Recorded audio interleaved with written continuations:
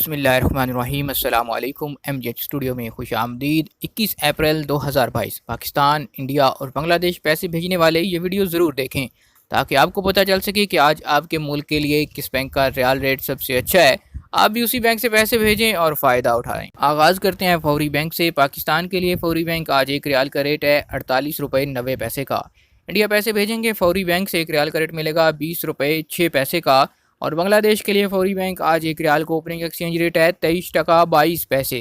दूसरे नंबर पर हमारे पास है STC पे एप्लीकेशन। पाकिस्तान के लिए आज STC पे ऐप एक रियाल को ओपनिंग एक्सचेंज रेट 48 रुपये 85 पैसे का। इंडिया पैसे भेजेंगे STC से एक रियाल का रेट मिलेगा 20 रुपया 4 पैसे।